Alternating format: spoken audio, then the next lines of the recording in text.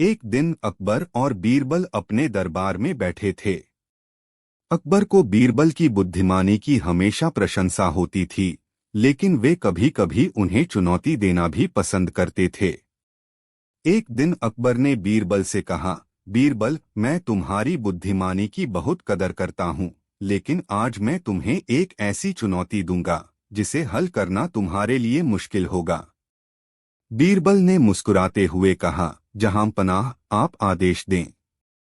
अकबर ने एक थाली में एक बड़ा रसीला आम मंगवाया। उन्होंने आम को दो हिस्सों में काटा और बीरबल को एक हिस्सा दिया। दूसरा हिस्सा उन्होंने खुद के लिए रखा। फिर उन्होंने बीरबल से पूछा, बीरबल, बताओ कि इस आम का स्वाद कौन सा हिस्सा ज्यादा अच्छा है। बीरबल ने सोचा और फिर मुस्कुराते हुए उत्तर दिया, जहां पनाह, मैं इस सवाल का जवाब नहीं दे सकता। अकबर ने चौंकते हुए पूछा, क्यों नहीं? क्या तुम मेरी चुनौती से डर गए हो? बीरबल ने हंसते हुए कहा, नहीं जहां पनाह, बात यह है कि जब आप खुद ही एक हिस्सा खा लेंगे और दूसरा हिस्सा मुझे देंगे तो मैं कैसे कह सकता हूं कि कौन सा हिस्सा अच्छा है। मुझे तो आपका हिस्सा खाने का मौका ही नहीं मिलेगा। अकबर बीरबल की इस बात से हंस पड़े और बोले, बीरबल, तुमने फिर से मुझे मात दे दी। बीरबल ने सिर झुकाकर कहा, जहां पनाह, मैं तो बस आपका सेवक हूं। इस प्रकार बीरबल ने अपनी बुद्धिमानी से एक बार फिर साबित कर दिया कि अकबर के दरबार में उनका कोई मुकाबला नहीं है। एक बार बादशाह अकबर को कहानियां सुनने का चस्का लग गया। उन्होंने अपने दरबारियों की पारी बांध दी, जो हर दिन आकर उन्हें कहानी सुनाने लगे। अकबर को जल्दी नींद नहीं आती थी, इसलिए वे देर रात तक लंबी कहानियां सुनना पसंद करते थे। किसी भी कहानी से उनका मन भी जल्दी नहीं भरता था। प्रारंभ में सभी दरबारियों ने उन्हें प्रभावित करने के उद्देश्य से खूब दिल खोलकर कहानियां सुनाई, लेकिन धीरे धीरे वे परेशान होने लगे। लेकिन बादशाह से कौन क्या कहता? डर के मारे सबकी जुबान बंद थी। सबको बस इंतजार उस दिन का जब बादशाह का कहानियों का चस्का खत्म हो जाए और उनका इस आफत से पीछा छूटे। एक दिन बीरबल की कहानी सुनाने की पारी आई। वह बादशाह अकबर के कक्ष में गया और कहानी सुनाने लगा। अकबर की बीरबल से अन्य दरबारियों की तुलना में अधिक अपेक्षा थी।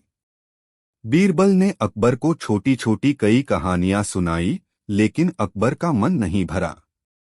उन्होंने बीरबल से कहा, बीरबल, तुम हमारे सभी दरबारियों में सबसे बुद्धिमान हो, तुम हमें कोई लंबी और सबसे हटकर ऐसी कहानी सुनाओ जो हमने कभी न सुनी हो। बादशाह का हुक्म बजाना बीरबल का कर्तव्य था। उसने जी हुजूर कहकर कहानी सुनना शुरू किया। अकबर भी बड़े ध्यान से कहानी सुनने लगे।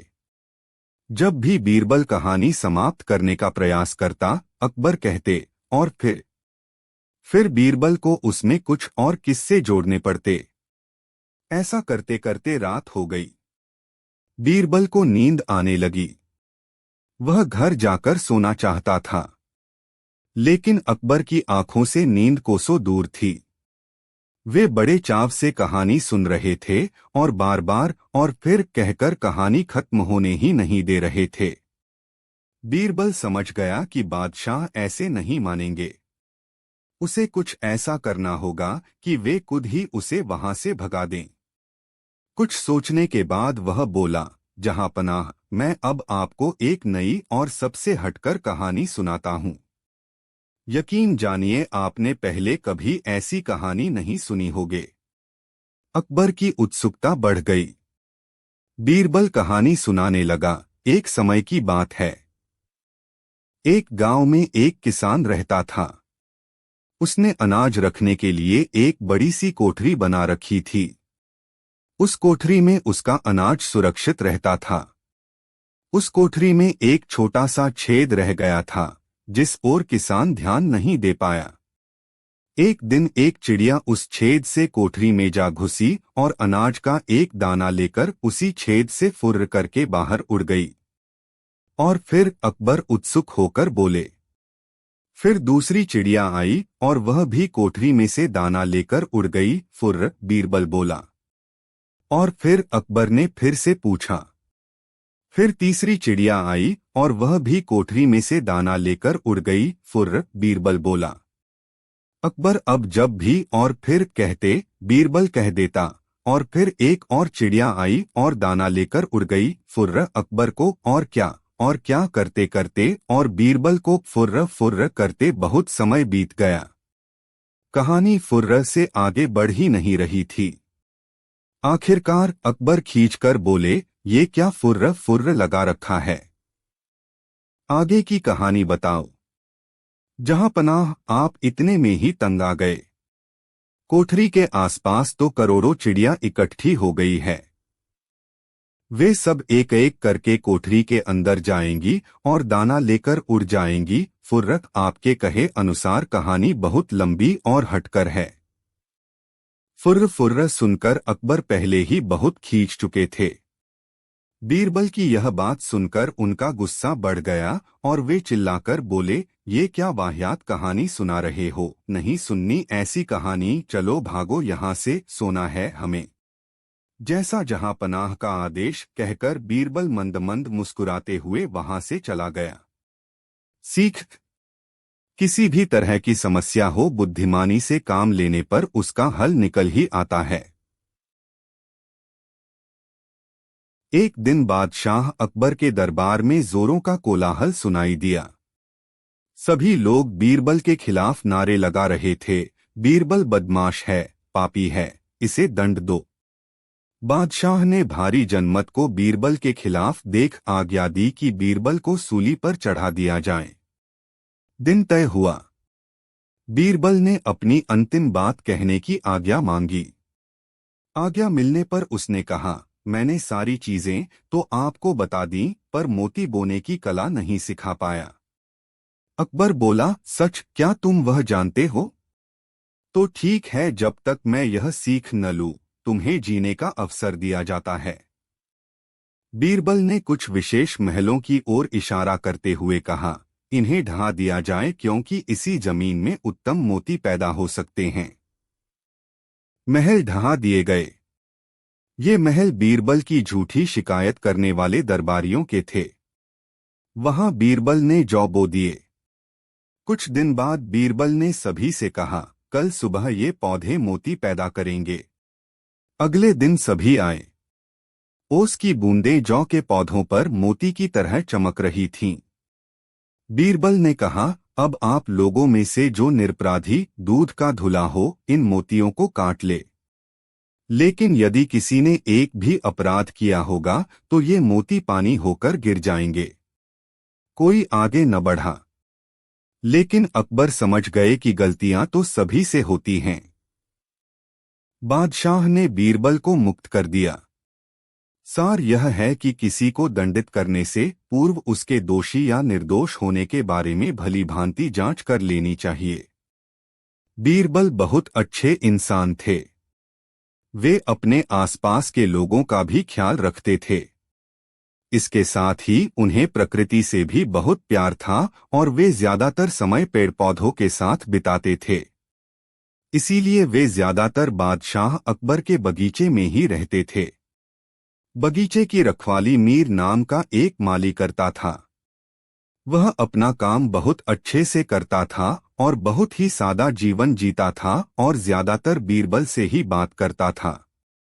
बीरबल उसे बहुत पसंद करते थे और मीर भी बीरबल को पसंद करते थे। एक दिन जब बीरबल बगीचे में टहल रहे थे तो उन्हें किसी के रोने की आवाज सुनाई दी।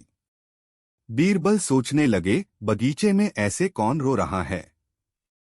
फिर बीरबल ने इधर उधर सिर घुमाया, लेकिन फिर भी उन्हें कोई रोता हुआ नहीं दिखा। फिर उन्होंने उस आवाज का पीछा किया। पीछा करते हुए उन्होंने देखा कि यह आवाज एक कटहल के पेड़ के पीछे से आ रही थी। उन्होंने उस पेड़ के पीछे जाने का सोचा। बीरबल पेड़ के पीछे पहुंचे और देखा कि मीर नाम का माली वहां बैठा रो रहा था। उसे रोता देख बीरबल ने पूछा, क्या बात है, तुम यहाँ क्यों रो रहे हो? हुजूर, मुझे लूट लिया गया। मैं बर्बाद हो गया। मेरी सारी संपत्ति लूट ली गई। अरे, अरे, रुको, क्या हुआ? सबसे पहले मुझे यह बताओ, बीरबल ने माली से कहा। मीर ने बताया, दरअसल बात यह है कि मैं अपनी कमाई का जो भी हिस्सा बचाता था उसे एक गमले में भरकर यहाँ पेड़ के नीचे रखता था। लेकिन आज जब मैंने यहाँ गड्ढा खोदा तो पता चला कि यहाँ से गमला गायब है। मेरा सारा पैसा चला गया। इसलिए मैं यहाँ बैठकर रो रहा हूँ। यह सुनकर बीरबल थोड़ा उदास हुआ, लेकिन फिर उसने उसका हौसला बढ़ाया और पूछा, चिंता मत करो, हम पता लगा लेंगे कि तुम्हारा पैसा यहाँ से कौन ले गया। तुम चिंता मत करो, हम पता लगा लेंगे। अच्छा, यह बताओ, क्या तुमने किसी को बताया कि तुम यहाँ पैसा रख रहे हो? नहीं साहब, मैंने किसी को नहीं बताया, माली ने बीरबल से कहा। अच्छा, क्या किसी ने तुम्हें यहाँ पैसा रखते या निकालते देखा? बीरबल ने फिर पूछा। नहीं, मैं यहाँ अकेला आया हूँ। मेरे अलावा यहाँ कोई नहीं आता। मुझे पैसे निकालते या रखते हुए किसी ने नहीं देखा, मीर ने जवाब दिया। बीरबल के सामने एक बड़ी समस्या खड़ी हो गई। उसने माली से कहा, ठीक है, तुम घर जाओ। मैं जल्द से जल्द पता लगाता हूँ कि तुम्हारा पैसा किसने चुराया। यह सब हो जाने के बाद बीरबल घर चले जाते हैं। घर पहुंचकर बीरबल एक जगह बैठकर सोचते हैं कि मीर का पैसा कौन ले गया होगा। किसी ने मीर को वहां पैसे रखते नहीं देखा और न ही मीर ने किसी को बताया। ऐसे में वह पैसे कहाँ जा सकते हैं? तभी बीरबल के दिमाग में एक बात आई और वह उठकर बादशाह अकबर के दरबार में चले गए। दरबार में जाकर उसने अकबर को सारी बात बताई तो बादशाह ने कहा, पेड़ के नीचे पैसा कौन रखता है? अच्छा बीरबल, बताओ तुम इसका पता कैसे लगाओगे? यह जानने के लिए मुझे मंत्रियों से कुछ प्रश्न पूछने होंगे, बीरबल ने बादशाह से कहा। ठीक है, आप अपनी कार्यवाही जारी रखें। इसके बाद उन्होंने वहां उपस्थित सभी मंत्रियों से पूछा, क्या आप में से किसी ने इन दिनों में किसी वैद्य से कोई उपचार कराया है? तभी एक मंत्री ने खड़े होकर कहा, मुझे यह कहते हुए थोड़ी शर्म आ रही है। हाँ, मैंने एक वैद्य से कब्ज का इलाज करवाया था। तब बीरबल ने उससे कहा, क्या आप उस हकीम को यहाँ बुला सकते हैं? हाँ, हाँ, हम उसे यहाँ बुला सकते हैं। वह ज्यादा दूर नहीं रहता। वह तुरंत यहाँ आ जाएगा। इसके बाद हकीम को उस सभा में बुलाया गया और वह वहां आया और बादशाह अकबर से बोला, जहां पनाह, क्या आपने मुझे बुलाया था? बादशाह अकबर ने कहा, नहीं, मैंने ऐसा नहीं किया है। तुम्हें बीरबल ने यहाँ बुलाया है। इसके बाद बीरबल ने उनसे पूछा, वैद्य जी, इन दिनों मुझे कब्ज की बहुत समस्या हो रही है और जब मैंने यहाँ मौजूद एक मंत्री से पूछा तो उन्होंने मुझे आपका नाम बताया। इसीलिए मैंने आपको यहाँ बुलाया है। हाँ हुजूर, मैंने ही उसे कब्ज की दवा दी थी और वह ठीक हो गया है। हकीम ने कहा, मैं तुम्हें भी दवा दे सकता हूँ और तुम 2 दिन में ठीक हो जाओगे। यह सुनकर बीरबल ने हकीम से पूछा, अच्छा, क्या आप मुझे बता सकते हैं कि आप उस दवा को बनाने के लिए क्या उपयोग करते हैं? तब वैद्य ने उत्तर दिया, हुजूर, यदि कोई और इसका उत्तर पूछे तो मैं उसे नहीं बताता, लेकिन आप पूछ रहे हैं तो मैं आपको बताने के लिए तैयार हूँ। दरअसल इस दवा को बनाने के लिए हमें कटहल के पेड़ की जड़ की आवश्यकता है। ठीक है, बीरबल ने कहा, तो फिर आप कटहल का पेड़ कहाँ से लाएंगे? मुझे नहीं पता कि आसपास कोई कटहल का पेड़ है या नहीं। राजा के बगीचे के पास एक कटहल का पेड़ है, वहां से भी जड़ें निकल सकती हैं। उससे पहले भी मैंने वहां से जड़ें निकाली थीं, वैद्य ने बताया। अच्छा, अब तुम सच सच बताओगे। क्या तुमने उस कटहल के पेड़ के नीचे गड़ा हुआ धन निकाला है? बीरबल ने उस वैद्य से पूछा। वैद्य डर गया और उसने सब कुछ सच सच बता दिया। हाँ हाँ, मुझे माफ कर दो। मुझे नहीं पता कि वहां पैसे किसने रखे थे, इसलिए मैंने सोचा कि कोई उन पैसों को वहां भूल गया होगा, इसलिए मैंने उन्हें ले लिया और वहां से चला गया। तब बीरबल ने उसे बताया कि यह पैसा मीर का है।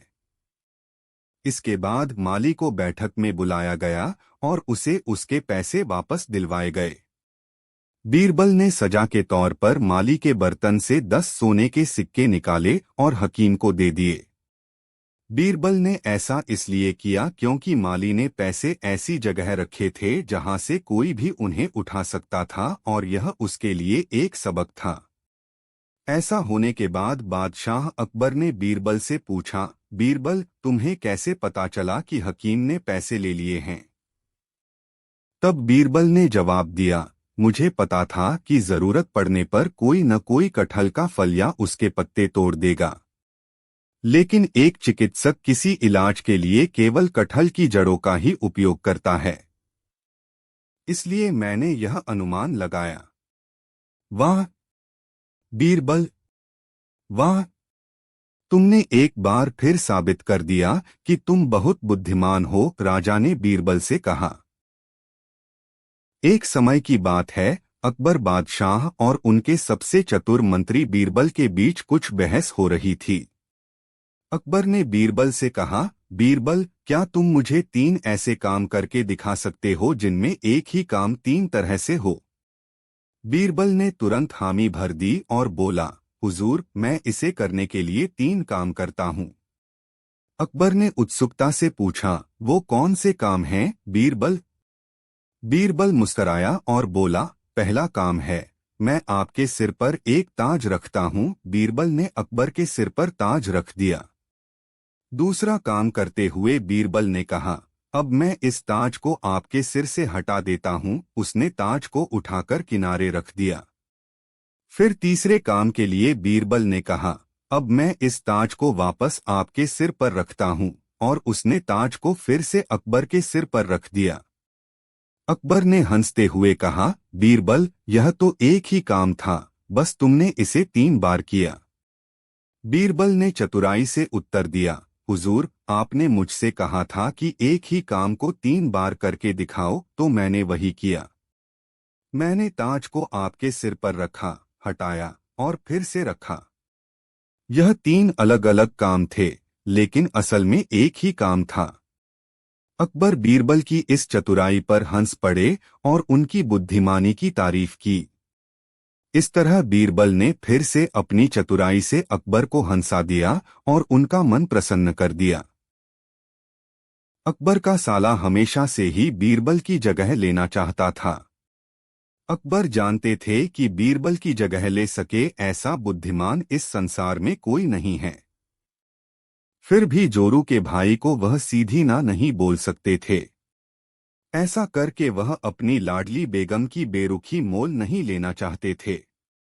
इसीलिए उन्होंने अपने साले साहब को एक कोयले से भरी बोरी दे दी और कहा कि जाओ और इसे हमारे राज्य के सबसे मक्कार और लालची सेठ दमदीलाल को बेचकर दिखाओ। अगर तुम यह काम कर गए तो तुम्हें बीरबल की जगह वजीर बना दूंगा।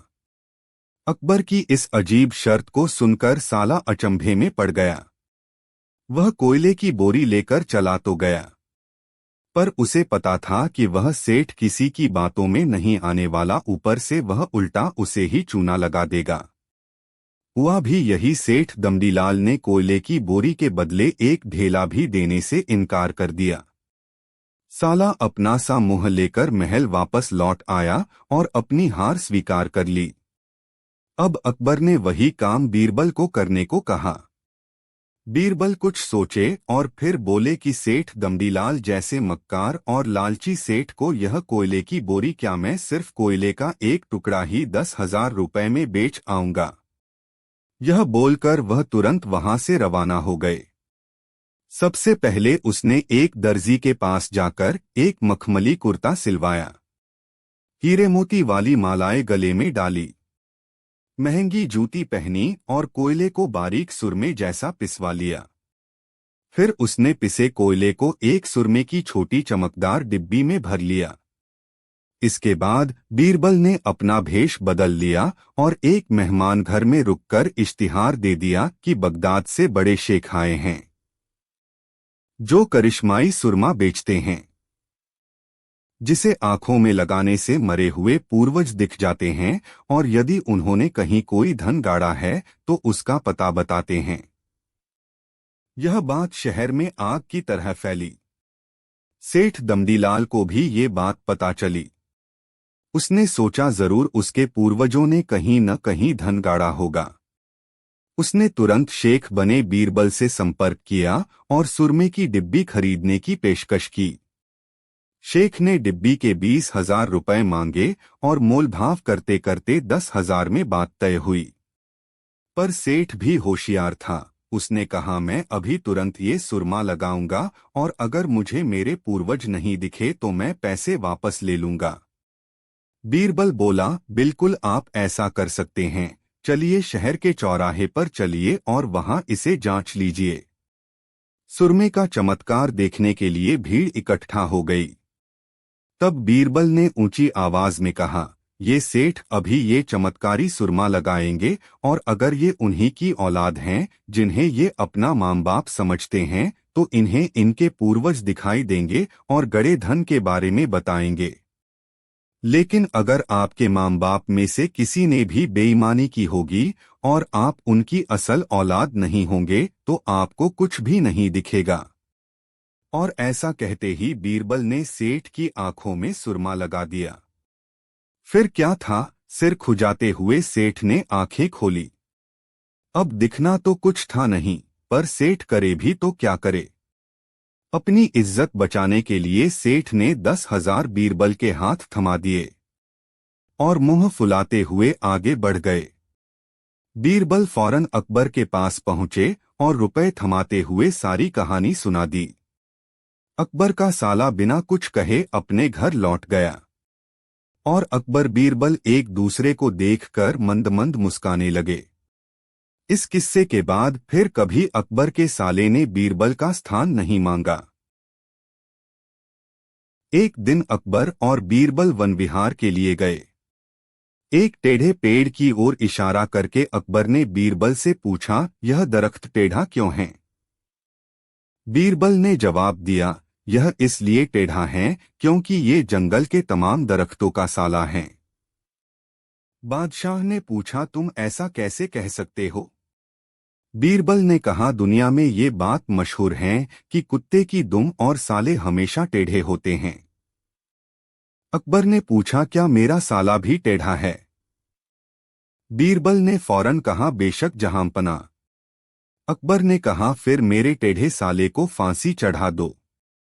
एक दिन बीरबल ने फांसी लगाने की 3 तख्ते बनवाए, एक सोने का, एक चांदी का और एक लोहे का। उन्हें देखकर अकबर ने पूछा, 3 तख्ते किस लिए? बीरबल ने कहा, गरीबनवाज, सोने का आपके लिए, चांदी का मेरे लिए और लोहे का तख्ता सरकारी साले साहब के लिए। अकबर ने अचरज से पूछा, मुझे और तुम्हें फांसी किस लिए? बीरबल ने कहा, क्यों नहीं जहां पनाह, आखिर हम भी तो किसी के साले हैं। बादशाह अकबर हंस पड़े। सरकारी साले साहब के जान में जान आई। वह बाइज्जत बरी हो गया। एक बार की बात है, बादशाह अकबर की हीरे की अंगूठी गुम हो गई। उन्होंने उसे काफी तलाशा, लेकिन वह नहीं मिली।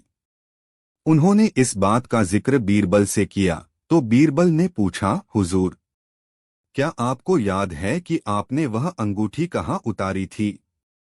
कुछ देर सोचने के बाद अकबर ने जवाब दिया, नहाने जाने के पहले मैंने वह अंगूठी उतारकर पलंग के पास रखे संदूक में रख दी थी। नहाकर आने के बाद मैंने देखा कि अंगूठी गायब है। हुजूर, तब तो हमें संदूक सहित इस पूरे कमरे की अच्छी तरह तलाशी लेनी चाहिए।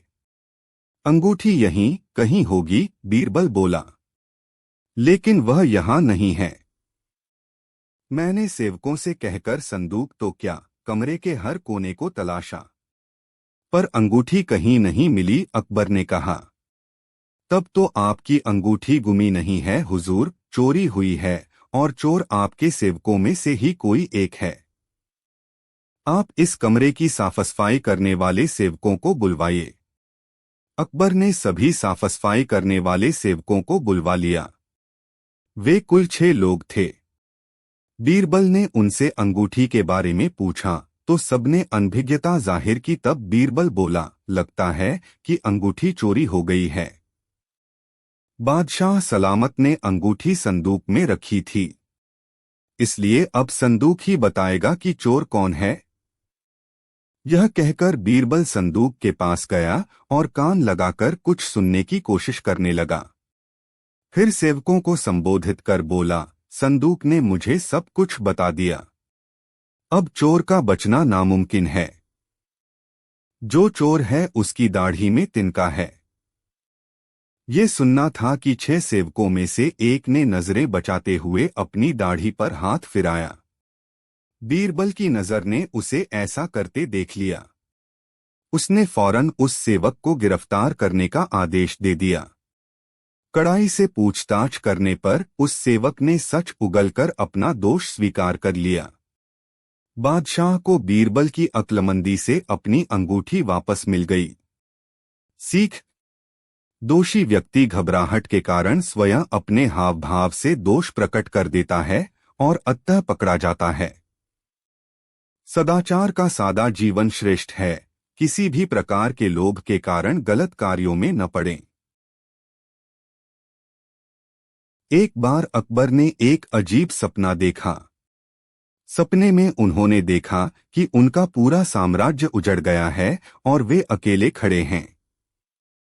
इस भयावह सपने से जागकर अकबर बहुत परेशान हो गए। उन्होंने अपने दरबारियों को बुलाकर अपने सपने का अर्थ जानने की कोशिश की, लेकिन कोई भी उन्हें संतोषजनक उत्तर नहीं दे पाया। आखिरकार अकबर ने बीरबल को बुलाया और उनसे अपने सपने का मतलब पूछा। बीरबल ने थोड़ा सोचा और फिर मुस्कुराते हुए कहा, जहां पनाह, आपका सपना बहुत ही शुभ है। अकबर ने हैरान होकर पूछा, शुभ? मेरा पूरा साम्राज्य उजड़ गया और तुम इसे शुभ कह रहे हो? बीरबल ने उत्तर दिया, जी हाँ महाराज। सपने में आपने जो देखा उसका मतलब यह है कि आप अपने सभी दुश्मनों से छुटकारा पा लेंगे और आपका राज्य बहुत लंबा चलेगा। अकबर बीरबल के इस उत्तर से संतुष्ट हुए और खुश होकर बोले, बीरबल, तुम्हारी बुद्धि का कोई मुकाबला नहीं। तुमने मेरे दिल का डर दूर कर दिया। इस तरह बीरबल ने अपनी चतुराई से अकबर के डर को दूर कर दिया और सबको एक बार फिर यह साबित कर दिया कि वह वाकई बुद्धिमान और समझदार हैं। सीख: इस कहानी से हमें यह सीखने को मिलता है कि स्थिति चाहे जितनी भी बुरी क्यों न हो, समझदारी से उसका हल निकाला जा सकता है। बीरबल एक ईमानदार तथा धर्मप्रिय व्यक्ति था। वह प्रतिदिन ईश्वर की आराधना बिना नागा किया करता था। इससे उसे नैतिक व मानसिक बल प्राप्त होता था। वह अक्सर कहा करता था कि ईश्वर जो कुछ भी करता है मनुष्य के भले के लिए ही करता है। कभी कभी हमें ऐसा लगता है कि ईश्वर हम पर कृपा दृष्टि नहीं रखता, लेकिन ऐसा होता नहीं। कभी कभी तो उसके वरदान को भी लोग शाप समझने की भूल कर बैठते हैं। वह हमको थोड़ी पीड़ा इसलिए देता है ताकि बड़ी पीड़ा से बच सकें। एक दरबारी को बीरबल की ऐसी बातें पसंद न आती थीं। एक दिन वही दरबारी दरबार में बीरबल को संबोधित करता हुआ बोला, देखो ईश्वर ने मेरे साथ क्या किया। कल शाम को जब मैं जानवरों के लिए चारा काट रहा था तो अचानक मेरी छोटी उंगली कट गई। क्या अब भी तुम यही कहोगे कि ईश्वर ने मेरे लिए यह अच्छा किया है? कुछ देर चुप रहने के बाद बोला बीरबल, मेरा अब भी यही विश्वास है, क्योंकि ईश्वर जो कुछ भी करता है मनुष्य के भले के लिए ही करता है। सुनकर वह दरबारी नाराज हो गया कि मेरी तो उंगली कट गई और बीरबल को इसमें भी अच्छाई नजर आ रही है। मेरी पीड़ा तो जैसे कुछ भी नहीं। कुछ अन्य दरबारियों ने भी उसके सुर में सुर मिलाया। तभी बीच में हस्तक्षेप करते हुए बादशाह अकबर बोले, बीरबल हम भी अल्लाह पर भरोसा रखते हैं, लेकिन यहाँ तुम्हारी बात से सहमत नहीं। इस दरबारी के मामले में ऐसी कोई बात नहीं दिखाई देती जिसके लिए उसकी तारीफ की जाए। बीरबल मुस्कुराता हुआ बोला, ठीक है जहां पनाह, समय ही बताएगा। अब 3 महीने बीत चुके थे। वह दरबारी जिसकी उंगली कट गई थी, घने जंगल में शिकार खेलने निकला हुआ था। एक हिरन का पीछा करते वह भटककर आदिवासियों के हाथों में जा पड़ा। वे आदिवासी अपने देवता को प्रसन्न करने के लिए मानव बलि में विश्वास रखते थे। वे उस दरबारी को पकड़कर मंदिर में ले गए बलि चढ़ाने के लिए।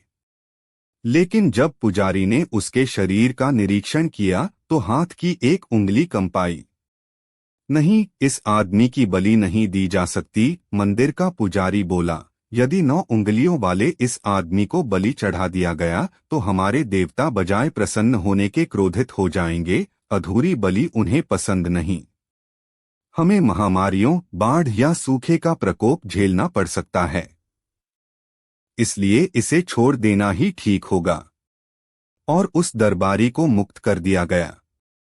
अगले दिन वह दरबारी दरबार में बीरबल के पास आकर रोने लगा।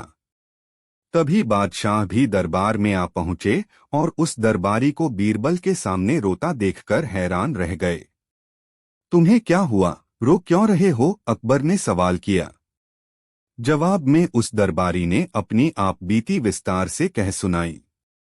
वह बोला, अब मुझे विश्वास हो गया है कि ईश्वर जो कुछ भी करता है मनुष्य के भले के लिए ही करता है। यदि मेरी उंगली न कटी होती तो निश्चित ही आदिवासी मेरी बलि चढ़ा देते। इसीलिए मैं रो रहा हूं, लेकिन ये आंसू खुशी के हैं। मैं खुश हूं क्योंकि मैं जिंदा हूं। बीरबल के ईश्वर पर विश्वास को संदेह की दृष्टि से देखना मेरी भूल थी। अकबर ने मंद मंद मुस्कराते हुए दरबारियों की ओर देखा जो सिर झुकाए चुपचाप खड़े थे। अकबर को गर्व महसूस हो रहा था कि बीरबल जैसा बुद्धिमान उसके दरबारियों में से एक है। एक दिन अकबर के दरबार में एक व्यापारी आया और उसने कहा, जहां पनाह, मेरे पास एक ऐसा घोड़ा है जो उड़ सकता है। सभी दरबारियों ने इस पर हंसी उड़ाई, लेकिन अकबर ने कहा, अगर यह सच है तो हम इसे खरीदना चाहेंगे, लेकिन अगर यह झूठ निकला तो तुम्हें सजा दी जाएगी। व्यापारी ने कहा, हुजूर, मैं झूठ नहीं बोलता, लेकिन इस घोड़े को उड़ाने के लिए 1 साल का समय चाहिए। अगर 1 साल बाद भी यह घोड़ा नहीं उड़ा तो मैं अपनी जान भी कुर्बान कर दूंगा। अकबर ने सोचा और व्यापारी की बात मान ली। उसने व्यापारी को 1 साल का समय दिया और उसके घोड़े की देखभाल का इंतजाम कर दिया। जब व्यापारी चला गया तो दरबारियों ने अकबर से कहा, जहां पनाह, यह आदमी आपको मूर्ख बना रहा है। 1 साल बाद भी यह घोड़ा नहीं उड़ेगा और वह भाग जाएगा। अकबर ने मुस्कुराते हुए कहा, हो सकता है, लेकिन 1 साल बहुत लंबा समय होता है। इस दौरान कुछ भी हो सकता है। शायद घोड़ा उड़ने लगे या व्यापारी ही मर जाए या मैं ही इस बात को भूल जाऊं। बीरबल, जो हमेशा अपने तेज बुद्धि के लिए जाने जाते थे, बोले, हुजूर, आपने सही कहा, लेकिन सबसे बड़ी बात यह है कि आपने उस व्यापारी को 1 साल की जिंदगी और दे दी है। इस पर सभी दरबारियों ने सहमति जताई और अकबर भी बीरबल की समझदारी की तारीफ किए बिना नहीं रह सके। सीख, कभी कभी समय को अपने पक्ष में करने के लिए धैर्य और बुद्धिमत्ता की आवश्यकता होती है।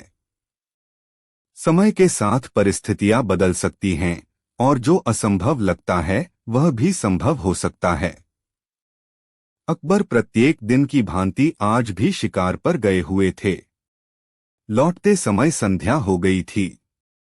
वह एक गांव से गुजर रहे थे, तभी उन्होंने एक भील जाति की औरतों को देखा जो स्वयं से पुत्र को जन्म दे रही थी। उसकी सहायता के लिए वहां और कोई अन्य उपस्थित नहीं था। अकबर कुछ देर के लिए वहीं रुक गया, शायद औरत को आवश्यकता पड़े, यह सोचकर। कुछ देर बाद औरत ने अपने बच्चे को जन्म दिया और टोकरी में रखकर वहां से चल पड़ी। उस औरत को पुत्र जन्म के लिए और की आवश्यकता नहीं पड़ी। महल में शहजादों के जन्म के समय अनेकों दासियां बेगमों के साथ रहती है। बेगमें इतना रोती चिल्लाती है जिससे पूरा महल अशांत हो जाता है। आखिर यह भील जाति वाली भी एक महिला है और महल में रहने वाली बेगमें भी महिला है। तो फिर बेगमों का ऐसा नखरा क्यों? राजा ने सोचा, बेगमें जानबूझकर यह सब करती हैं ताकि हम उनकी पीड़ा से परेशान हो। रास्ते भर सोचते सोचते अकबर महल में आ गए। उन्होंने आज किसी से बात नहीं की। बेगमों ने अकबर के इस व्यवहार पर चिंता जाहिर की। उन्हें यह समझ नहीं आ रहा था कि वह हमारे किस गलती की सजा दे रहे हैं। धीरे धीरे अकबर ने अपनी बेगमों से बातचीत भी बंद कर दी। बेगमें यह जानती थी इस समस्या का हल केवल बीरबल ही कर सकता है। तत्काल बीरबल की शरण में उपस्थित हुई।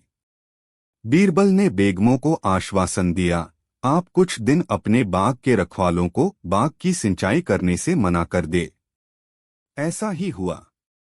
बेगम ने बाग की सिंचाई करने वाले कर्मचारियों को छुट्टी कर दी। बाग में कुछ दिनों तक पानी नहीं मिला।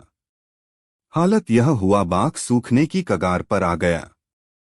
यह देखकर अकबर का क्रोध और बढ़ गया। अपनी बेगमों को बुलाकर कारण जानना चाहा। बेगम ने कहा, मेरे ही कहने पर कर्मचारियों ने बाग में पानी नहीं डाला, जिसके कारण यह स्थिति उत्पन्न हुई। जंगल में पेड़ पौधों को पानी देने की आवश्यकता नहीं होती, वह स्वयं ही हरे भरे रहते हैं। फिर हमारे बाग में पानी देने और ढेरों कर्मचारियों के रहने से क्या लाभ? अकबर को अपने व्यर्थ के क्रोध का जवाब मिल गया था। समय और स्थिति के अनुसार सब कुछ होता है। दो मित्र थे, रामलाल और श्यामलाल। रामलाल गरीब और सीधा साधा आम आदमी था, जबकि श्यामलाल लालची और बेईमान। फिर दोनों में दोस्ती थी।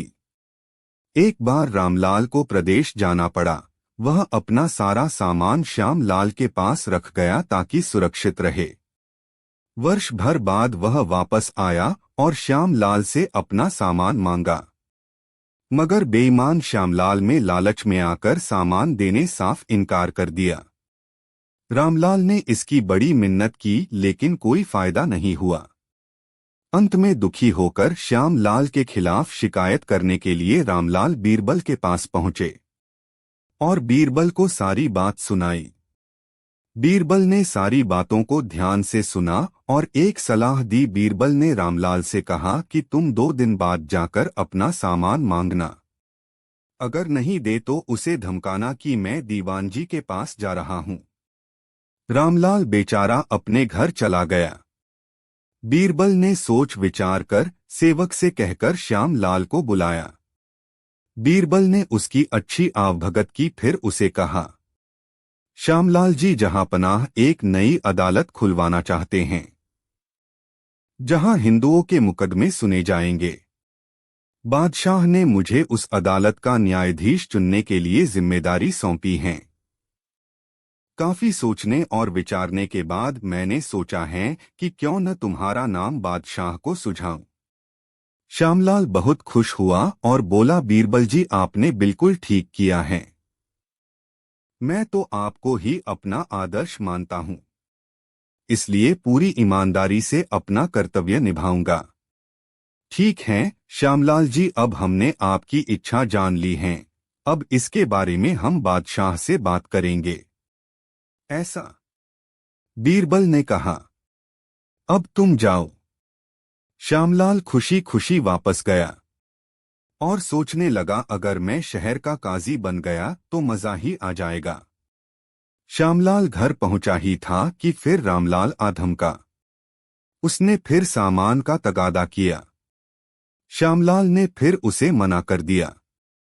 रामलाल ने बीरबल के कहे अनुसार उसे धमकाया कि अगर अभी मुझे सामान नहीं देते हो तो मैं दीवान जी के पास चला जाऊंगा। दीवान जी मतलब बीरबल। ये कहकर रामलाल लौटने ही वाला था कि श्यामलाल ने लपककर उसके पैर पकड़ लिए। अरे अरे यार, क्यों नाराज हो रहे हो? मैं तो तुमसे मजाक कर रहा था। ले अपना सारा सामान ले जा। फिर श्यामलाल ने उसे अपना सारा सामान दे दिया। दरअसल श्यामलाल ने सोच लिया कि अगर रामलाल बीरबल के पास गया तो मेरा काजी का पद तो गया। कुछ दिनों तक श्यामलाल बीरबल के बुलावे का इंतजार करता रहा, लेकिन बुलावा नहीं आने पर वह खुद ही जा पहुंचा और पूछा, मैं काजी न्यायाधीश कब बनूंगा? बीरबल बोले, किसी बेईमान को न्यायाधीश बनाने से अच्छा न्यायालय खोला ही न जाए। दोस्त के साथ बेईमानी करने वाला क्या काजी बन सकता है? बेईमान को काजी नहीं बनाया जा सकता। श्यामलाल का सिर शर्म से झुक गया। इस अकबर बीरबल के किस्से से हमने क्या सीखा? कपट और लालच किसी भी तरह से हमको ऊपर नहीं उठने देता, बल्कि और गिराता है। एक दिन अकबर ने अपने दरबार में सभी दरबारियों को बुलाया और कहा, मुझे एक जादुई जड़ी बूटी चाहिए जो हर बीमारी को ठीक कर दे। सभी दरबारी चुप हो गए और बीरबल ने कहा, मुझे आपकी मदद चाहिए महाराज। मैं इस जड़ी बूटी को ढूंढने का प्रयास करूंगा। अकबर ने बीरबल को हरी जड़ी बूटी खोजने के लिए 1 महीने का समय दिया। बीरबल ने पूरी दुनिया की यात्रा की, लेकिन जड़ी बूटी उसे कहीं नहीं मिली। आखिरकार 1 महीने बाद बीरबल दरबार में लौटे। अकबर ने पूछा, तो बीरबल जड़ी बूटी मिली? बीरबल मुस्कराते हुए बोले, महाराज जड़ी बूटी मिली, लेकिन वो जड़ी बूटी बहुत खास है। अकबर ने चौंकते हुए पूछा, वो कैसे? बीरबल ने जवाब दिया, वो जड़ी बूटी असल में नहीं है। सच्चाई यह है कि एक बीमार व्यक्ति के दिल में एक सकारात्मक सोच और विश्वास हो तो कोई भी बीमारी ठीक हो सकती है। अकबर ने बीरबल की बात सुनी और समझ गए कि सच्ची चिकित्सा विश्वास और सकारात्मकता में ही है। उन्होंने बीरबल की सोच की सराहना की और सभी दरबारियों को यह सिखाया कि चिकित्सा सिर्फ दवाओं में नहीं, बल्कि मन और आत्मा की शक्ति में भी होती है। इस कहानी से हमें यह सीखने को मिलता है कि विश्वास और सकारात्मक सोच से बड़ी समस्याओं का समाधान हो सकता है। एक दिन अकबर और उसके दरबारी दरबार में बैठे हुए कोई सभा कर रहे थे। तभी राजा सीलोन का दूत वहां आ पहुंचा। वह किसी विशेष काम के लिए मुगल दरबार में आया था। सलाम बादशाह, मैं राजा सीलोन के देश से आया हूं। हमारी सल्तनत में आपका स्वागत है, अकबर ने कहा। हमने सुना है आपके दरबार में बहुत सारे बुद्धिमान दरबारी हैं और हमारे राजा ने समझदारी से भरे घड़े की गुजारिश की है, क्या आप इस इच्छा को पूरी करेंगे? कुछ दरबारी बोले, समझदारी से भरा हुआ घड़ा? अब ये कहां से भरकर लाएंगे? ये तो बहुत ही बेहुदा गुजारिश हैं। फुसफुसाते हुए किसी मंत्री ने सलाह दी कि बादशाह सिलोन के राजा हमें मात देना चाहते हैं और वो सफल भी हो जाएगा। कोई भी हमें नहीं बचा पाएंगे। यहां तक बीरबल भी ये तो बहुत मुश्किल गुजारिश की है, सीलोन के राजा ने अकबर ने कहा। खैर, तुम्हारा इसके बारे में क्या कहना है बीरबल? बीरबल बोले, हाँ, हम थोड़ी तो समझदारी तो भेज ही सकते हैं सीलोन के राजा के लिए। आखिरकार उन्होंने गुजारिश की है तो हमको उनकी गुजारिश पूरी करनी चाहिए। अकबर बोले, अगर तुम ऐसा कहते हो तो ठीक है, तुम जो भी करोगे ठीक ही करोगे। मुझे तुम पर पूरा यकीन है। शुक्रिया जहांपना। मुझे घड़े को भरने के लिए कुछ हफ्तों की जरूरत पड़ेगी। आप जितना चाहे वक्त ले सकते हैं, दूत ने कहा। अकबर ने कहा, बीरबल जरा ध्यान से, क्योंकि तुमने जिस चुनौती को स्वीकार की है उस पर हमारी भी इज्जत दांव पर लगी है। बीरबल ने कहा, जहांपनाह सब्र रखिए, सीलोन के राजा को समझदारी से भरा घड़ा जरूर मिलेगा। उसी शाम को बीरबल ने अपने सहायक को बुलाया। बीरबल के दिमाग में एक अजब गजब प्रकार की योजना चल रही थी। बीरबल ने अपने सहायक से कहा कि मुझे कुछ मिट्टी के घड़े चाहिए, और ध्यान रहे उन घड़ों की गर्दन कुछ पतली रहे। इतना कहकर बीरबल बगीचे में चले गए और कुछ समय में सहायक भी मिट्टी के घड़े भी लेकर आ गया। बीरबल ने उसको उन घड़ों को लेकर कद्दू के क्यारी में आने को कहा। बीरबल ने एक घड़ा मांगा और घड़े के चारों और लकड़ियां को रस्सी से लपेटकर बांध दी। बीरबल ने उन घड़ों को उल्टा करके कद्दू के फूल पर रख दिया। इसी तरह सभी घड़ों को बांधकर उल्टा रख दिया। सभी घड़ों को रखने के बाद बीरबल ने सहायक से बोला, इन कद्दू वे खाद पानी देते रहना और इसको किसी को छूने मत देना और किर्स भी मत।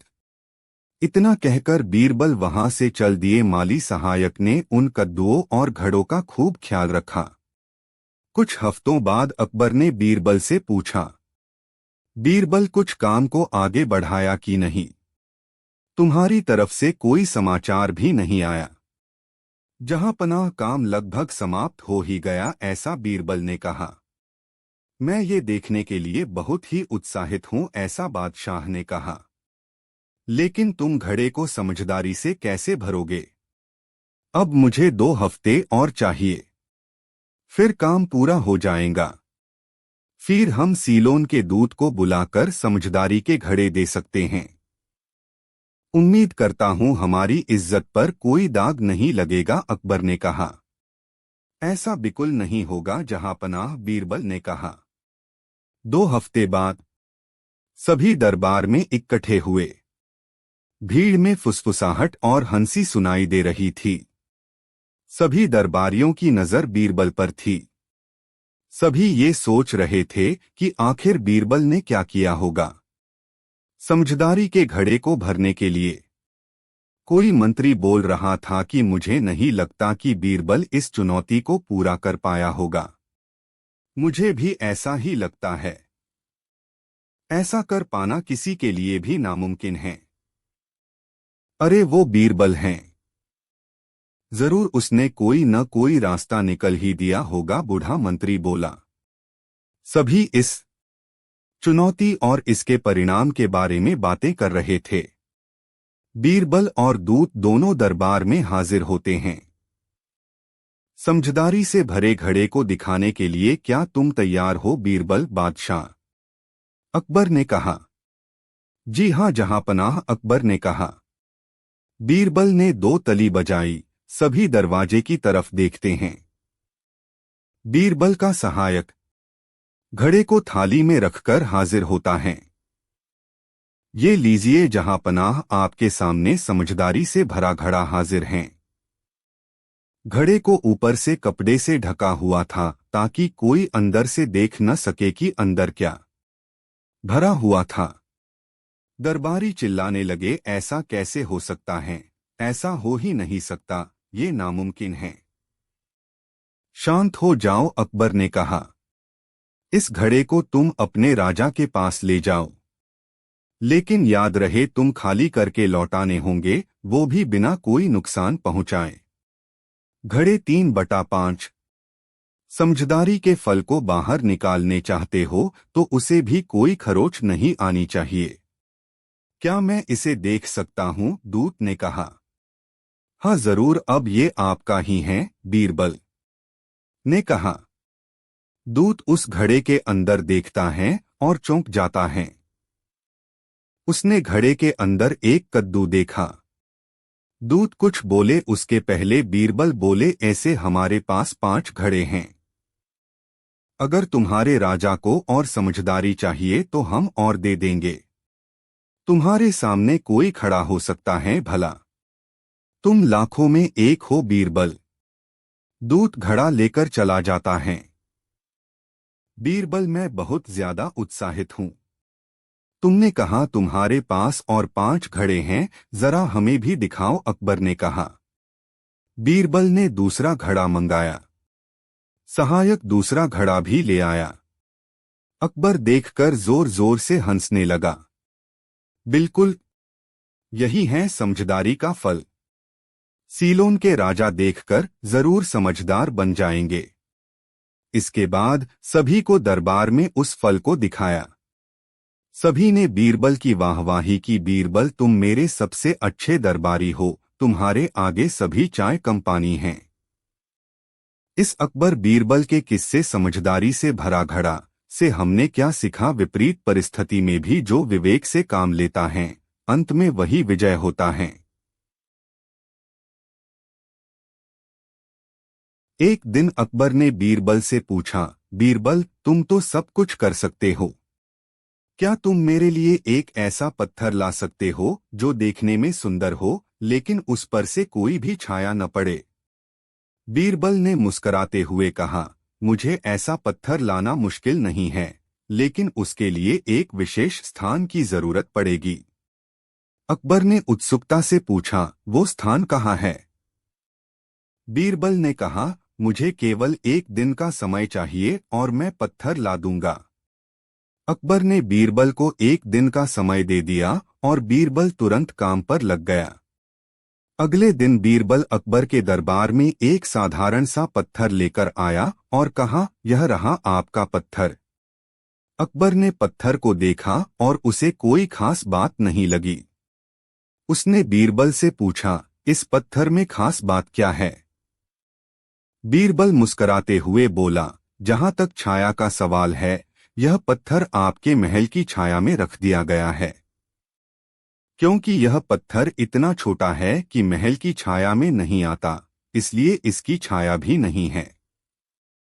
अकबर ने बीरबल की बुद्धिमानी की सराहना की और हंसते हुए कहा, तुमने सचमुच अनोखा पत्थर लाकर दिखाया है।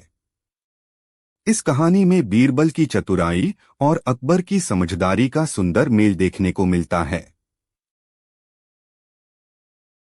एक बार बादशाह के दरबार में सभा चल रही थी और बातों की उलझन में बीरबल फिर से विद्वान साबित हुए। बादशाह अकबर ने बीरबल से कहा कि बीरबल, तुम तो केवल बातों के तीरंदाजी हो, अगर तुमको सचमुच तीर चलाना पड़े तो तुम्हें नानी याद आ जाएगी। बीरबल थोड़ा मुस्कराए और बोले, मैं सचमुच होशियार तीरंदाजी हूं जहांपना। बीरबल का निशाना अगर गलत हो जाए तो जो सजा चोर को मिले वो बीरबल को भी मंजूर। ऐसा बीरबल ने कहा। इस मसले पर दरबारियों को लगा कि अब की बार बीरबल अपनी बातों में खुद फंस गए। दरबार के सभी मंत्री संतरी भी बीरबल की हार देखना चाहते थे। इसलिए सभी ने एक साथ गुहार लगाकर कहा कि बीरबल को अभी के अभी परखा जाए। सभी मैदान में पहुंचे। बीरबल के हाथ में तीर और कमान सौंप दिया। कुछ दूरी पर स्थित पेड़ को लक्ष्य बनाकर निशाना लगाने को कहा गया। सभी का मानना था कि बुद्धि के तीर चलाने वाले का सचमुच तीर चलाना क्या जाने। बीरबल ने पहला निशाना लगाया। तीर लक्ष्य पर न लगकर आगे निकल गया। बीरबल को पहले से मालूम था कि उनका निशाना चुकेगा। फिर भी बीरबल इस असफलता को स्वीकार करते हुए दूसरे के सर मरना चाहते थे। बीरबल फटाक से चिल्लाकर बोले, ये रही मुल्ला दो प्याजा की तीरंदाजी। मुल्लाजी ठेप गए और बाकी सभी ठेगा लगाकर हंस पड़े। बीरबल ने दूसरा तीर निकाला। यह तीर भी लक्ष्य को पार कर गया। बीरबल फिर चिल्लाकर बोले, यह रही टोडरमल महाराज की तीरंदाजी।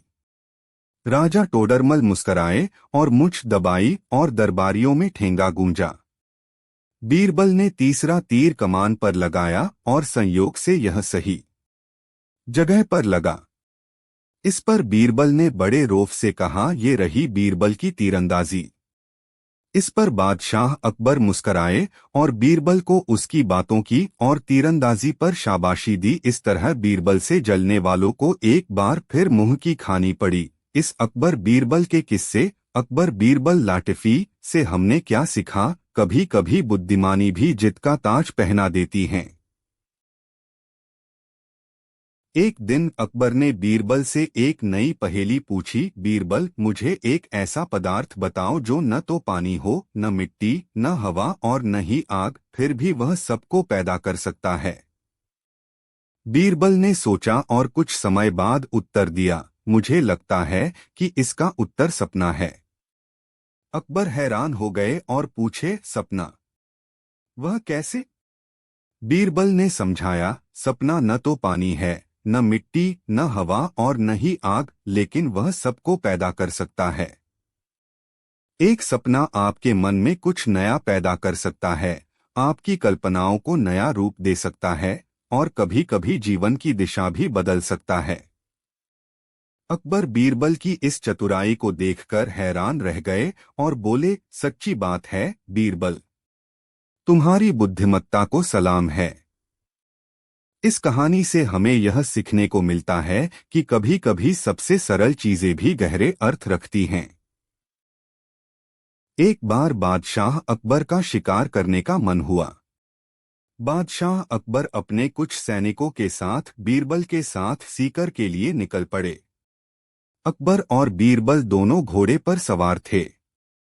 सैनिक पीछे पीछे पैदल चल रहे थे। बादशाह अकबर को कुछ महसूस हुआ और उन्होंने शिकार पर निशाना लगाने के लिए तीर निकाला। जैसे ही बादशाह ने निशाना लगाने के तीर को साधा तो तीर ने नुकीले भाग से बादशाह चोटिल हो गए और खून निकल आया। यह देखकर राजा बीरबल हंसने लगे। अकबर को गुस्सा आ गया। उसने बीरबल से पूछा, मुझे चोट लगी है और तुम हंस रहे हो? तुम्हारी इतनी हिम्मत, मुझे दुहक हो रहा है और तुम हंस रहे हो। तब बीरबल बोला, क्षमा कीजिए जहांपना, जो कुछ होता है सब अच्छे के लिए ही होता है। अकबर बोलता है, मुझे चोट लगी है और तुम्हें यह अच्छा लग रहा है। अकबर गुस्सा होकर सैनिकों को आदेश देता है कि बीरबल को बंदी बनाकर बेड़ियों से जकड़ दो। अब बादशाह अकबर अकेले ही शिकार करने के लिए आगे बढ़ा। बादशाह अकबर थोड़ा आगे ही गया था कि जंगली आदिवासियों ने अकबर को पकड़ लिया। वे अकबर की बलि चढ़ाने के लिए अपने कबीले में ले गए। अकबर की बलि चढ़ने ही वाली थी कि एक आदिवासी बोला, सरदार, यह व्यक्ति तो अशुद्ध है, इसकी अंगुली से खून निकल रहा है, हम इसकी बलि कैसे चढ़ा सकते हैं? कबीले के सरदार ने कहा, ठीक है, इसे छोड़ दो। जब बादशाह अकबर जंगल से अपने महल पहुंचे तो राजा बीरबल से मिले और कहा, बीरबल, मुझे माफ करना, तुमने सही कहा था, जो भी होता है वो अच्छे के लिए होता है। मुझे तुमको सजा नहीं देनी चाहिए। बीरबल फिर बोलता है, कोई बात नहीं, जो होता ही अच्छे ले लिए होता है। अकबर बोलता है, अब तुम मुझे क्या समझाना चाहते हो बीरबल? बीरबल बोला, यही कि जहांपनाह, यदि आपने मुझे सजा नहीं दी होती तो वो आदिवासी कबीले मेरी बलि चढ़ा देते। फिर दोनों ठहाके लगाकर जोरदार हंसते हैं। कहानी की सीख, जो होता वह अच्छे के लिए ही होता है। एक दिन अकबर के दरबार में सभी दरबारी बैठे हुए थे। अचानक अकबर ने एक अजीब सा सवाल पूछा, क्या कोई बता सकता है कि इस दुनिया में सबसे प्यारी चीज क्या है? सब दरबारी सोच में पड़ गए। किसी ने कहा मिठाई, तो किसी ने कहा फूलों की खुशबू, लेकिन अकबर किसी भी उत्तर से संतुष्ट नहीं हुए। उन्होंने बीरबल की ओर देखा और कहा, बीरबल, तुम बताओ, इस दुनिया में सबसे प्यारी चीज क्या है? बीरबल ने मुस्कराते हुए कहा, जहांपनाह, इस दुनिया में सबसे प्यारी चीज केवल और केवल बात है। अकबर ने हैरान होकर पूछा, कैसे? बीरबल ने समझाया, जहांपनाह, मिठाई खाने के बाद उसका स्वाद थोड़ी देर के लिए ही रहता है, फूलों की खुशबू भी समय के साथ खत्म हो जाती है, लेकिन एक मीठी बात का असर लंबे समय तक रहता है। लोग उसे याद करते हैं और उसे सोचते हुए खुशी महसूस करते हैं। इसलिए इस दुनिया में सबसे प्यारी चीज है बात। अकबर बीरबल के इस उत्तर से बहुत प्रभावित हुए और समझ गए कि एक मीठी बात से बहुत कुछ हासिल किया जा सकता है। उन्होंने बीरबल की बुद्धिमानी की प्रशंसा की और सभी दरबारियों को भी इस बात का महत्व समझाया। इस तरह बीरबल ने अपनी चतुराई और समझदारी से अकबर का दिल जीत लिया और दरबार में एक बार फिर उनकी प्रशंसा हुई। एक बार की बात है, अकबर ने बीरबल को एक चुनौती दी। अकबर ने कहा, बीरबल, मैं चाहता हूं कि तुम मुझे बताओ कि चूहा और हाथी में कौन ज्यादा ताकतवर है। बीरबल ने हंसते हुए जवाब दिया, महाराज, यह तो बहुत आसान है। अकबर ने कहा, तो बताओ, चूहा और हाथी में कौन ज्यादा ताकतवर है। बीरबल ने कहा, महाराज, मैं एक परीक्षा करना चाहूंगा। अकबर ने कहा, ठीक है, बताओ तुम्हारी परीक्षा क्या होगी। बीरबल ने एक बड़ी सी गुफा में चूहे और हाथी को बुलाया। उसने चूहे को एक छोटी सी सुरंग में रखा और हाथी को गुफा के बाहर बुलाया। फिर बीरबल ने हाथी को आदेश दिया कि वह गुफा के सामने खड़ा हो और चूहे को बाहर निकालने की कोशिश करे। हाथी ने पूरी ताकत से गुफा के दरवाजे को धकेला, लेकिन वह गुफा को नहीं खोल सका। इसके बाद बीरबल ने चूहे को बाहर निकालने के लिए कहा। चूहा बिना किसी परेशानी के सुरंग से बाहर निकल आया। अकबर ने देखा कि हाथी ताकतवर है, लेकिन चूहा चालाक और सूझबूझ वाला है। बीरबल ने कहा, महाराज, ताकत केवल एक ही तरीका नहीं होती। चूहे ने अपनी सूझबूझ का इस्तेमाल करके सफलतापूर्वक बाहर निकलने में सफलता प्राप्त की। ताकत का सही प्रयोग ही असली शक्ति है। अकबर ने बीरबल की बात मानी और उसे अपनी सूझबूझ और समझदारी के लिए सराहा। एक बार की बात है, सर्दियों के दिनों में अकबर और बीरबल आपस में बात कर रहे थे। अकबर ने कहा, बीरबल, क्या कोई व्यक्ति इतनी ठंड में पूरी रात नदी के ठंडे पानी में खड़ा रह सकता है। बीरबल ने जवाब दिया, जी हाँ महाराज, ऐसा हो सकता है। अकबर ने यह सुनकर चुनौती दी, अगर तुम किसी ऐसे व्यक्ति को ढूंढ लाओ जो इस ठंड में पूरी रात पानी में खड़ा रहे, तो मैं उसे इनाम दूंगा। बीरबल ने यह चुनौती स्वीकार कर ली और वह एक गरीब व्यक्ति को लेकर आया जो बहुत ही जरूरतमंद था। उस व्यक्ति ने इस काम के लिए सहमति दी क्योंकि उसे इनाम की बहुत जरूरत थी। अगले दिन वह व्यक्ति यमुना नदी के ठंडे पानी में रात भर खड़ा रहा। सुबह होते ही अकबर ने उसे बुलाया और पूछा, तुमने इतनी ठंड में कैसे रात बिताई। वह व्यक्ति बोला, महाराज, मैं नदी के किनारे बने एक महल में जलते दिए की ओर देखकर रात बिता सका। अकबर ने यह सुनते ही कहा, अगर तुमने जलते हुए दिए की गर्मी से रात बिताई है तो तुम्हें इनाम नहीं मिल सकता। यह सुनकर वह व्यक्ति बहुत दुखी हुआ और उसने बीरबल से न्याय की गुहार लगाई। बीरबल ने उसे सांत्वना दी और कहा, चिंता मत करो, तुम्हें न्याय मिलेगा। अगले दिन बीरबल ने अकबर को रात के भोजन के लिए बुलाया। बीरबल ने भोजन की व्यवस्था एक बहुत ऊंची जगह पर की और नीचे आग जलाकर एक बर्तन में खिचड़ी पकाने लगा। जब काफी समय बीत गया और खिचड़ी नहीं पकी तो अकबर ने पूछा, बीरबल, इतनी देर हो गई लेकिन खिचड़ी क्यों नहीं पक रही। बीरबल ने हंसते हुए कहा, महाराज, जैसे नदी किनारे जलते दिए से वह आदमी गर्मी पा सकता है, वैसे ही इस ऊंचाई पर यह खिचड़ी भी पक जाएगी। अकबर समझ गए कि बीरबल उनका इशारा समझा रहे हैं। उन्होंने अपनी गलती मानी और उस गरीब व्यक्ति को इनाम दिया। इस तरह बीरबल ने फिर से अपनी चतुराई से न्याय दिलवाया।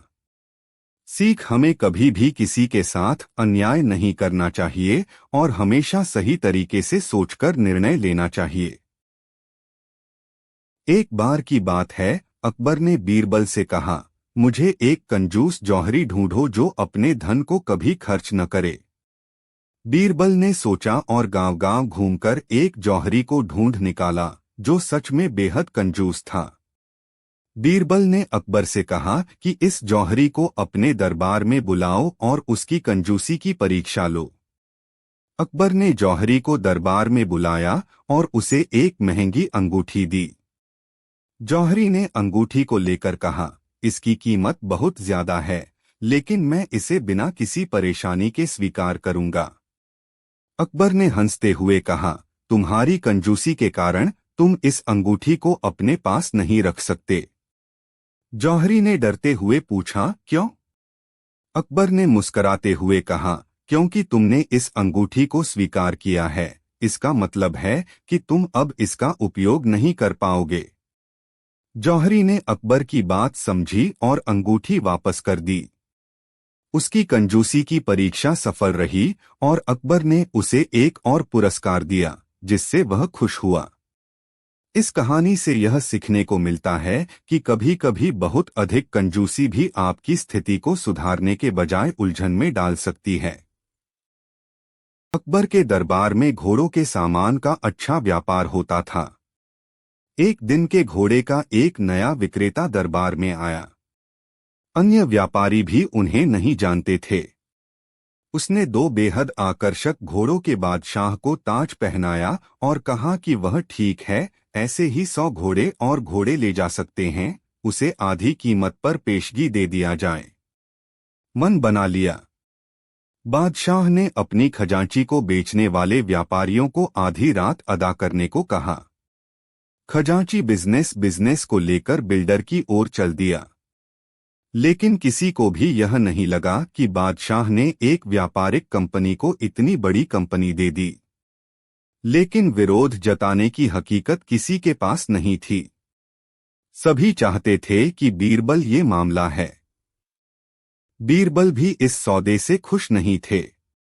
वह बोला, हुजूर, कल आपने मुझे शहर भर के मूर्खों की सूची बनाने के बारे में बताया था।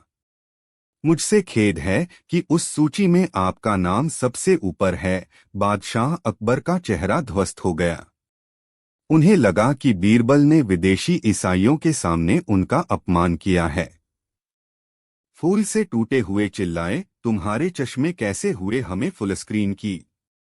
क्षमा करो बादशाह सलामत, बीरबल ने अपना सिर झुकाते हुए कहा कि आप यात्रा पर हैं तो मेरा सर कलम बनवा लें। यदि आप तैयारी के दौरान मूर्खों की फहरिस्त में आपका नाम सबसे ऊपर रखें तो आपको गलत लगेगा। दरबार में ऐसा शैतानी छा गया कि सुई की मूर्ति तो आवाज दे जाए। अब बादशाह अकबर अपना सीधा हाथ झुकाए बीरबल की ओर से मक्खारनी को। दरबार में मौजूद सभी लोगों की सांसें ऐसी थीं जैसे उन्हें देखा गया था। यूस्टाव स्टाम्प सभी के ज्वालामुखी पर नृत्य कर रही थी। उन्हें लगा कि बादशाह सलामत बीरबल का सिर धड़ से अलग कर देंगे। इससे पहले किसी की इतनी डरावनी न हुई थी कि बादशाह को मूर्ख कहा गया था। लेकिन बादशाह ने अपना हाथ बीरबल के कंधे पर रख दिया। वह उन्हें जानना चाहता था। बीरबल को समझ आ गया कि बादशाह क्या चाहते हैं। उन्होंने कहा, आपने किसानों के व्यापार को बिना सोचे समझे एक मोटी नकदी पेशगी दे दी, जिसका अतापता भी कोई नहीं जानता। वह आपको धोखा भी दे सकता है। इसलिए मूर्खों की सूची में आपका नाम सबसे ऊपर है। हो गया है कि अब वह व्यापारी वापस नहीं आ सकते। वह किसी अन्य देश में व्यापारी बस जाएगा और आपको दूध नहीं मिलेगा। किसी से भी डील करने के पूर्व उसके बारे में जानकारी तो होनी ही चाहिए। उस बिजनेस ने आपको 2 घोड़े के घोड़े और आप 3 मोहित हो गए थे कि बिना रुके जाने पहचानने ही दे दी। यही कारण है बस। तुरंत ऐश्वर्या में जाओ और नोट की अदायगी रुकवा दो। अकबर ने तुरंत अपने एक सेवक को दौड़ाया। बीरबल ने कहा, अब तुम्हारा नाम उस सूची में नहीं रहेगा। सभी लोगों को राहत की सांस ली कि बादशाह को अपनी गलती का पता चल गया था। हंसी में दरबारियों ने भी साथ दिया और बीरबल की चतुराई की एक स्वर से प्रशंसा की।